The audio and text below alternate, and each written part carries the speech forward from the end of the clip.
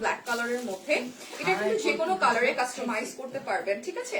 যে কোনো কালারে কাস্টমাইজ করতে পারবেন এই শাড়িটা। ব্ল্যাক কালারটা জাস্ট দেখেন কি অপূর্ব লাগছে। ও গড, আই লাভ দিস।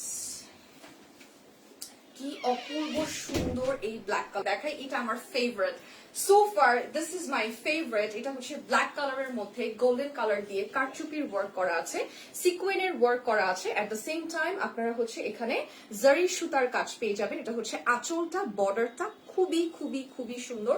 সম্পূর্ণ শাড়িটা হচ্ছে এটা। আঁচলটা জাস্ট দেখেন কি মারাত্মক সুন্দর আঁচল।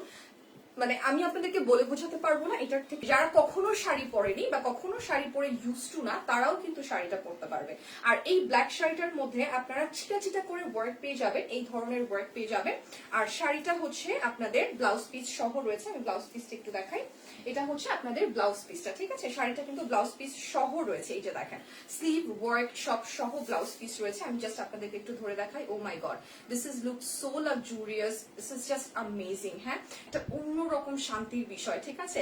ফার্স্ট থিং ফার্স্ট, মসলিন অনেক এক্সপেন্সিভ একটা ফ্যাব্রিক। সেটার মধ্যে যদি এরকম কারচুপি সিকোয়েনের ওয়ার্ক করা হয়, সেটা আরো বেশি এক্সপেন্সিভ হয়ে যায়। সো ডেফিনেটলি আমি আপনাদের কাছে একটা জিনিস রিকোয়েস্ট করবো যে আপনারা যদি রিজনেবল প্রাইসে অরিজিনাল মসলিন পারচেস করতে চান, একবার একটু পালকি কন্যায় ঘুরে আসবেন।